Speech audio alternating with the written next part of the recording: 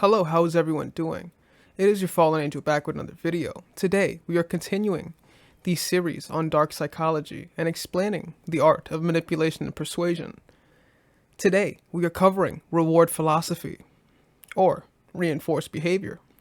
So before we get started, feel free to check us out on Patreon, Rumble, Twitter, Instagram, things of that nature. Also, like and subscribe. And without further ado, let's just jump right in. So, motivation relies on the fact that humans seek rewards for what they do. People don't do things that offer them no reward of any kind. They want some sort of return for their time, energy, and effort. This is why we go to jobs that we don't exactly enjoy and tolerate bosses or coworkers who drive us insane or crazy because we get paid and are able to survive as a result of our effort. We are motivated to work because it provides us with the substance that we need to continue to survive in our society. So, when we think of how we treat animals or pets, we usually give pets a reward-like behavior, right? We give them a treat. We tell them to sit, lay down, roll over, whatever it is, and this is their incentive to do what it is said. Our incentive to show up to work is that we will get a weekly, bi-weekly check on Friday. That is our incentive to show up, right? This is a reward-like motivation for humans. This ties into the reptile brain of survival. Ivan Pavlov's work with dogs in 1890s confirms this reward theory. Pavlovian condition is now the cornerstone of modern psychology because it sheds so much light on what motivates animals, including people. Dogs in Pavlov's work would salivate when he entered the room because they expected a reward for food. They had formed an association between him and food. They were also willing to perform tricks and actions for him when they anticipated a food reward. So if we look at this graph, with the external stimuli the way it is, we can train them to get a certain reaction. We could reinforce a certain set of behaviors. We see when the bell is rang when there is food, it will salivate. If there's a bell rang and there's no reward, there's no salivation because in their head there's no anticipation. We have to create this sort of anticipation, whether this is a human, an animal, or whatever we're working with. We want to create this sort of report, this sort of anticipation, because humans and their dopamine system, it's not about acquiring the reward. It's not about having the reward in your physical hands. It's about the anticipation of getting it. It's, okay, well, if I do this, this is what's going to follow afterwards. This is the type of programming we want to embed in their heads, whether this be a dog or a human. Subsequent studies with rat and human subjects have proved that this conditioning really works. A reward triggers an action. Sometimes this action is unintentional or unconditioned. We will revisit this concept again shortly because unconditioned responses tie into motivating people in covert ways. You can use it essentially to train a person to do what you want. Now, an episode on the Big Bang Theory, Sheldon used chocolates on Penny as a way to reinforce certain behaviors. Whenever Penny did something good or something he liked, he would give her a chocolate. Subconsciously, she is now using this to think, well, if I continue to do this good behavior, I will get rewarded for it. This created a sense of anticipation, right? So this is how you can train your girlfriend. You can train your boyfriend. You could train anyone to do what you like more, not just by giving them chocolate for doing something good. This can work with words of affirmation, affection, love, physical things, chocolates, even that. Anything that can really motivate them to continue, right? Back to motivation. In order to motivate a person, you must offer them some sort of reward. That reward needs to be something that they really want or need. It must make them want to work for it. Now, there's ideology. Well, not just ideology, it's just common practice. When people work for something, not only will they desire it more, but they will respect it more. Things that are not common to have are usually more in demand. This goes for relationships, material items. That the more rare it is, the more someone would want to work for it, or hence chase it. So, a little dark psychology trick is never ever tell someone you love them. Never ever tell someone that they're fully yours. Because once they feel like they have it, this anticipation is gone.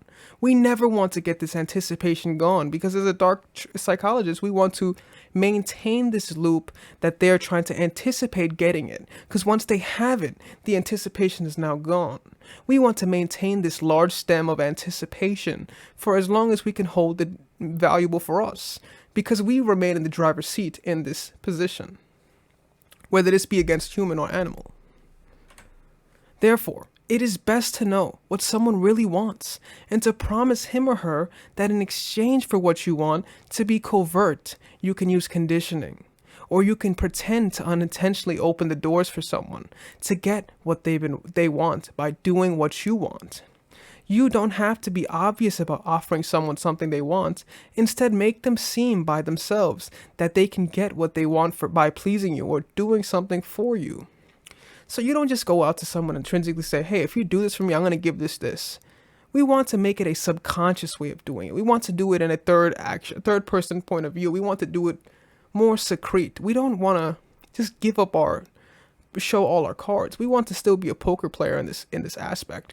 We want to do this in a way where we're doing this psychologically, but we're not just intrinsically giving away our cards. We still want to hold our cards. So you want to make it seem that, well, if you do me this favor, well, I could get you something that you desire as well. It will be a you scratch my back, I scratch your back sort of ideal. We want to reward them for their behavior. We want to make them please us. This is how we use their psychology and their limbic system to our advantage and against them. Because it's either you learn this kind of ideology or become a slave to it by advertisers, bankers, lawyers, salesmen. They are definitely using this against you. Therefore, it is essential you learn this as well. Rewards need to equal the amount of effort that someone perceives they will have to put into something. Make sure to offer something big for big things and something small for the minute things, small things. It is acceptable to bargain with a person to agree on a reward that they are happy with. If you want to be more covert, it is best to observe the person and figure out what he or she really wants. So it is essential to build rapport, to build this level of trust. We want to learn who we're dealing with, learn what gives them that spike, what gives them these emotional spikes. We can use this limbic system against them because we are learning what spikes. And if we learn what spikes, we can learn what they desire. We learn what they desire. We can learn how we can use them to help us and give them pieces of their desires as well. This is how we use conditioning, salivation, and Ivan Pavlov's theory in this cosmos, in 2023. Let's look at an example. Someone in your office or your workplace wants to be more liked. You observe over time that he or she strives to win the approval and affection of others. Commonly known as normative behavior, people want to be liked by others. It is clear by his eagerness or her eagerness to talk to people and his or her nervous laughter whenever someone cracks a joke. But so far, no one really likes him or her, and he or she is lonely. You can motivate him or her to do what you want by offering friendship. Make him or her think that if he or she does what he wants, he or she will get in with you. So if you build this sort of rapport, you can use their desires against them. In the work setting, if someone wants to be really liked, or in any friend setting, you have to say, well, if this is what you desire, you want to fit in, you want to be liked, you want to be admired, you want to be praised, we can give you that. But if you want my help in doing so, I will need something in return. Now, this can be used in a plethora of ways, whether this be a relationship-wise, whether this be a monetary-wise. This can be used in a plethora of different ways. By getting in with you, you will talk him or her up to others. Others will start to like him or her as a result. So whenever he does what you want, talk with him or her for a while and tell him that he or she is a great friend. Invite him or her to sit with you and other coworkers at lunch and include him in office jokes or activities. He will feel rewarded for pleasing you and will feel motivated to continue to do your bidding. So the more you are proving that working for you is not only going to help get them praise and approval, it will make them feel as if, yes, I subconsciously want to submit to this ideology because it feels good, right? If people want to submit to what feels good, right? If this took an opposite turn, they would not ever follow your bidding because it gave a negative remark. If it continues to be a positive remark, and we see that both parties are succeeding from this, it's a mutualistic relationship, they will continue to do your bidding because you originally said what you would do for them and you are sticking right to it. Another example, you have a teen daughter. She is obsessed with looking good because she wants the other people to like her and admire her. She wants others' approvals. This is known as normative behavior. They want to just be liked. This is how you want to fit in. However, she never does housework. Instead of demanding her to do chores, which won't motivate her, you can motivate her by promising her that you will take her clothes shopping and let her buy that hot new outfit she wants if she cleans the whole house, top to bottom. She does what you want and you will reward her with what she wants. She will be motivated to go above and beyond for you because getting that outfit and looking good to her friends is very important to her. This is how we use certain desires against people, right? Let's say a young boy, right? He said he really, really wants this toy, but he hasn't done his homework and he hasn't studied. Well, young boy, if you do your homework and you study, you immense amount of knowledge into this and you get a good grade, you will get whatever toy you want. We can use their desires against them, right? We could use monetary desires against them. We can use this to formulate what we want while also giving them what they subconsciously want as well. But more than likely, it is us who's stemming this conditioning.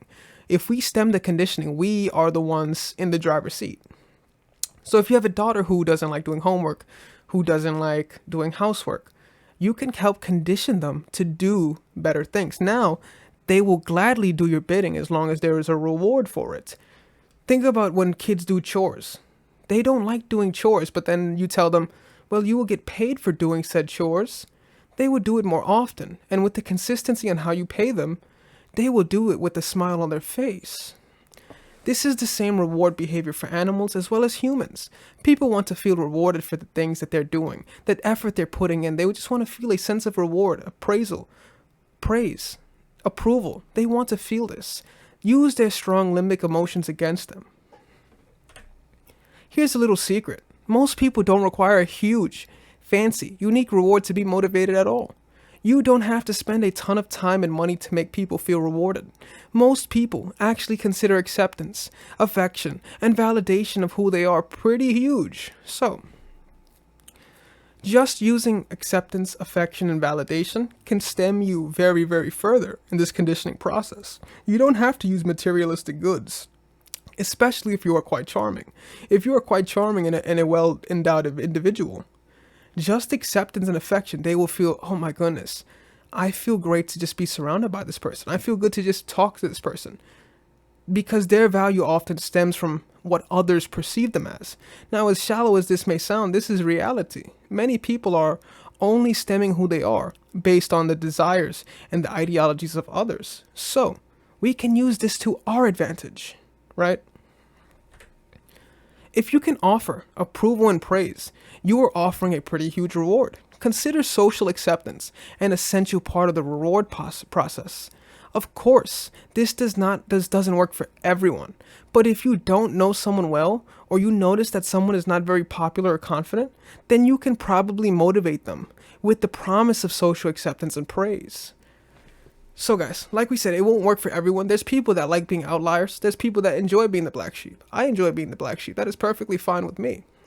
But for some individuals, they tend to be weak-minded. They want the approval. They want the attention. They want the essential part of just being a part of the group, right? So we can use this type of ideology to our advantage.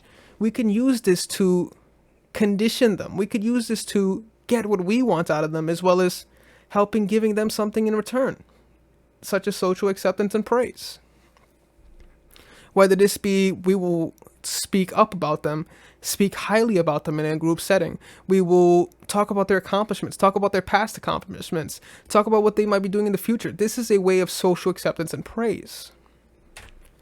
Another powerful secret: people are highly motivated to escape ugly emotions. The limbic system often does not like ugly emotions. It wants to feel good emotions, and it wants to never feel trauma, and it never wants to feel bad emotions. It wants to, if it does ever feel it, it would do everything in its power to never do this again. It's an escapism sort of ideology with the limbic system brain, the horse-like brain. If you can use guilt to your advantage, you can make someone want to do something because they will feel bad if they don't. No one wants to feel bad. You can use guilt to motivate people, right? Oftentimes, we see this many times. People use guilt. Well, if you don't do this, well, you're a bad person. Well, if you don't do this, well, then I'm going to do this. Threats and guilt often are motivators as well. Even though it's an ugly emotion, even though it's a negative emotion, we understand that everything's operating off duality. Now, while positive emotions are motivators, negative emotions are also just as motivators as well. Whether this be threats, using shame, guilt, negative emotions can also spike what you want as well. This is a dark secret as well. Either point out how they will hurt you, or make them feel that they can gain redemption for something bad that they did in the past to someone else by performing an action now. So, pointing out how you made them feel. Many people will feel guilty. They will feel a sense of, I shouldn't have did that. I should potentially do something to get on the good side, right? This is a altruistic behavior. People want to just keep this stem of working together working.